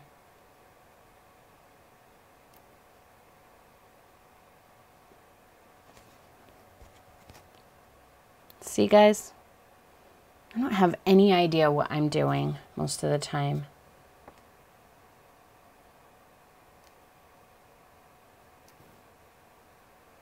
Maybe it looks a little more like a pumpkin now. A little bit. I am going to cover the bottom of it with some grass because, yeah, the stem was a good idea. He still looks dumb.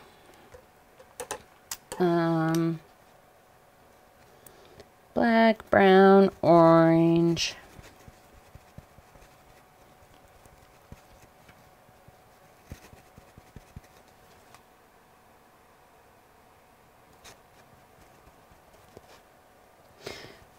This pumpkin is going to be the end of me, isn't it? You guys are never going to believe a word I say again after this. You'll be like, I saw that sad abomination of a pumpkin you tried to pass off on us. I don't believe anything you say now. And you would be right in feeling that way.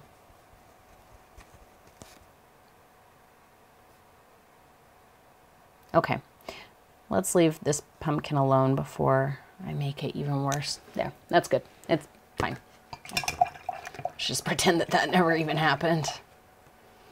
Let's do our shadow, because clearly we wouldn't just have a shadow for the scarecrow stake and nothing else. And I think we're going to spend a very short amount of time highlighting our detailing our scarecrow, and then I think we're pretty close to being done. Let's see. So our shadow for our pumpkin is going to start right about here. I'm just dusting.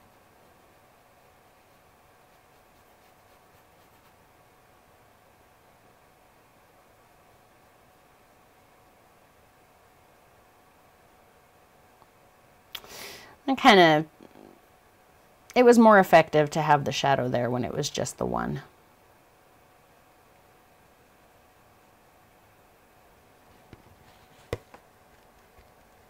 And now I'm all like irritated by that stupid pumpkin, so I'm painting quicker than I really should be. So that's what happens when I get irritated. I just stop caring about anything.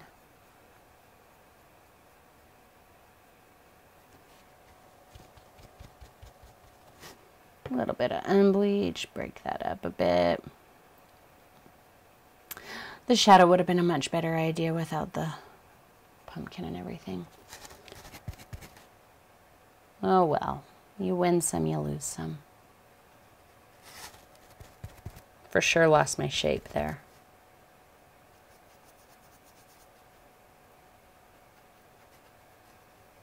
See, that pumpkin, guys, that pumpkin ruined my life. Stupid pumpkin. All right. Time for Mr. Scarecrow. And I think we'll be pretty close to being done. Let's get our black brown.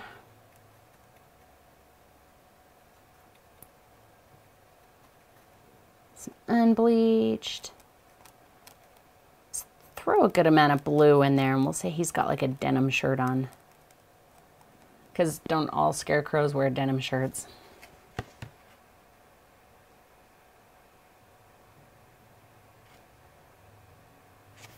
Let's go a little bit more blue than that. He is our focal.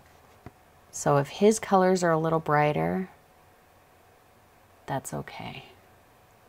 His shirt kind of flops down there.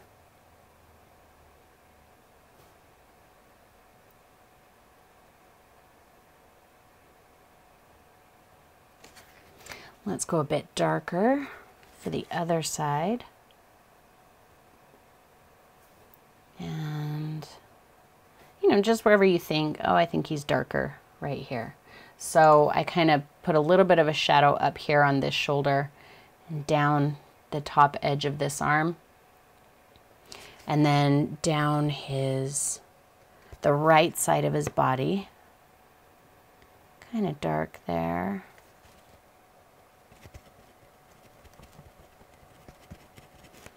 And then we can go a bit lighter here.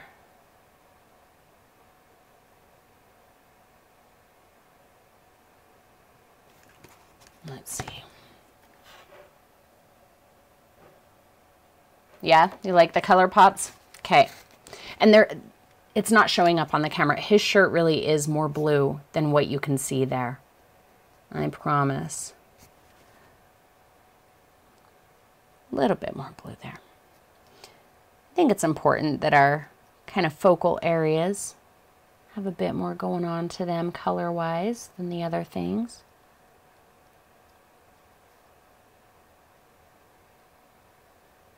Does he have pants on? Or is he just like straw? Should we just do like straw? He should just be like hay, just hanging out of the bottom of his shirt. He doesn't need legs. I like that idea. Let's go with that. We'll figure out his head in a minute. I need more yellow. Okay.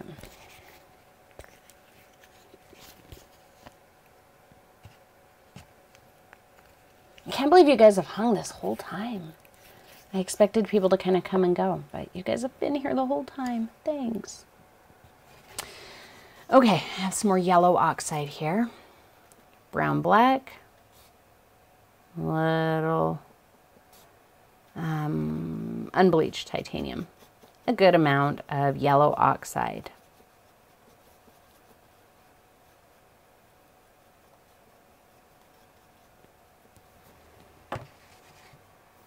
And let's kind of start at the bottom of his shirt there. That's where his shirt ends. And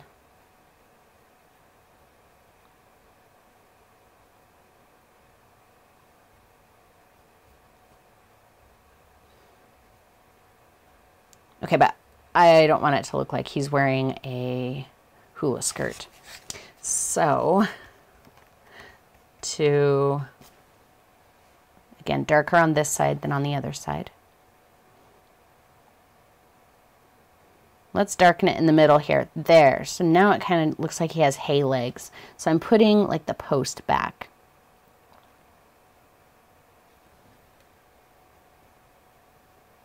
Break that up a bit. He's got little bits of hay poking out.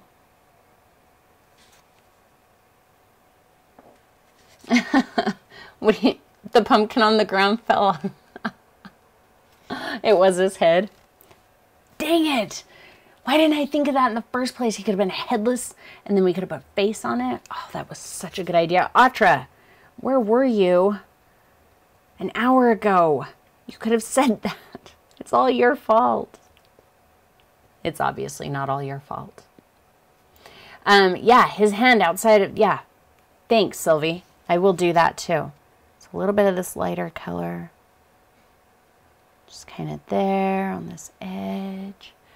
We'll put just like a couple over here just to remind us that he's got two legs and they're both made out of hay. We'll give a little bit to his hands there. I'll throw a little bit of dark in there too. That's way too light. Hey, maybe that's what's going on with his head. Like Wicker Man. Let's do that. So he's just kind of got a...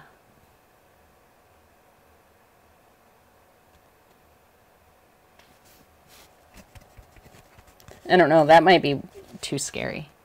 For some reason, that's really creepy to me. That he's just got like a tuft of hay poking out of the top of his head. Instead of...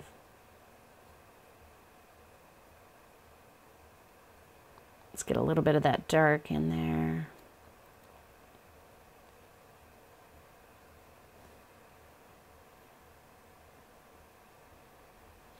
No, I like him. I do like him. I thought that a hay head was the wrong choice, but now I believe that his hay head is absolutely the right choice.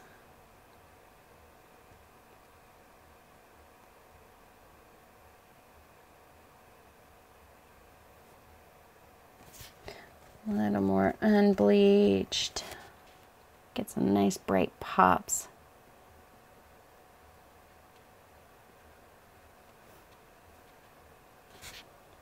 Down here in his hay legs.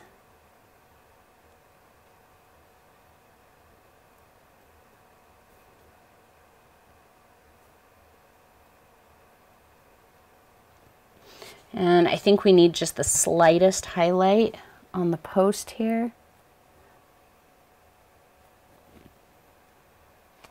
Oh, grass at the base. Okay, I have 2 more things to do that I think are really quick. We need to put grass at the base of the pumpkin, pull it into the scene, and I am also going to take, oh, what is this? My number 3 round, my super dark black-brown mixture. I'm going to roll some of it off. I don't want a lot of paint. I'm going to come in here. Since this is all kind of impressionistic, very like brush strokey, the last thing in the world I want to do is come in here and write something very specific on his tombstone. It's going to look forced. It's going to be exactly what you look at and you're going to be like, So what I'm going to do instead is just come in here and say,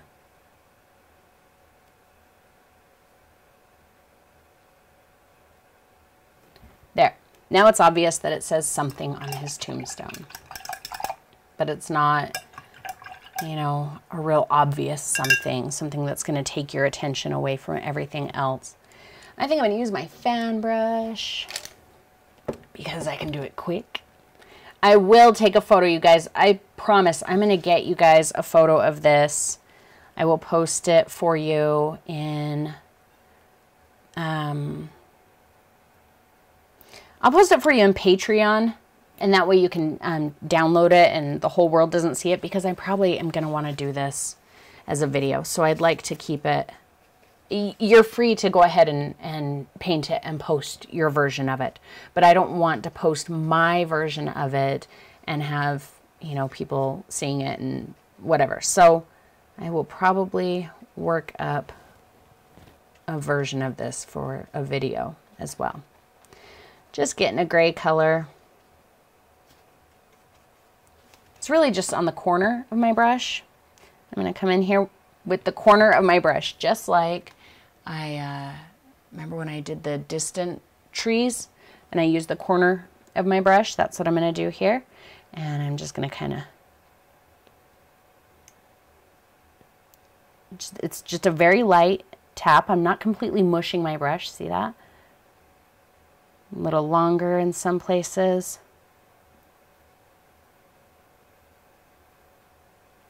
I need more unbleached because that still looks... You haven't used your fan brush yet, Atra? Oh my gosh, how do you live?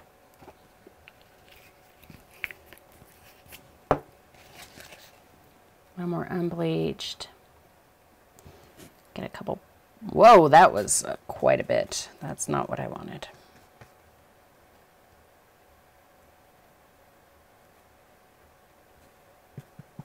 And sideways, I'm just going to kind of scratch it.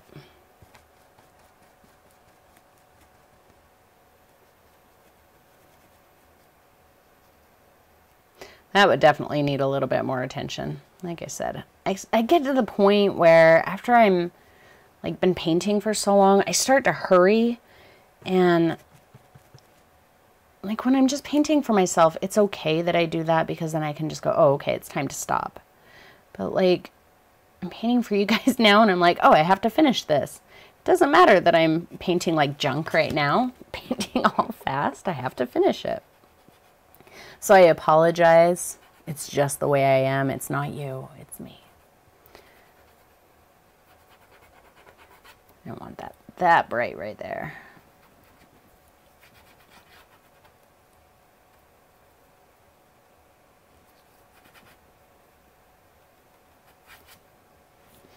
And I lied to you because I'm really good at lying to you.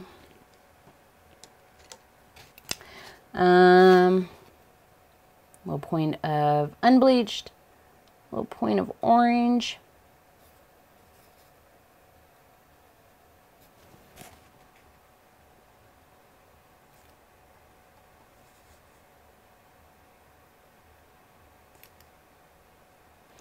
That was a bad choice. Seriously, guys, this pumpkin. Can we have an agreement? Just the 10 of us? Never tell anybody about this pumpkin. Pumpkins like this are career killers, guys. This pumpkin could be the end of my career. Stupid pumpkin. All right. Thank you. All right, let's sign him and call him done. Oh, I love it. Except for my stupid pumpkin, you guys. I really am happy with this. I'm going to put my little signature over here.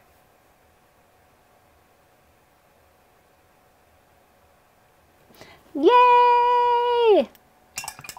Okay, what happens here stays here. That stupid pumpkin. I hate him. I hate him. He's actually not terrible for how much I struggled with him. Oh, sorry. I don't hate him as much as I thought I would because I struggled with him quite a bit. But, see, man, perseverance. Thank you. I'm happy with it. I'm super happy with it. I'm really, really happy with it. Oh, except I'm going to break one of my own rules. Because my rule for myself is always, after I sign it, I don't touch it. But I felt like the tombstone just needed a little bit more light. It was just so dark, and I felt like it needed to be a little bit brighter. Just in a couple key points.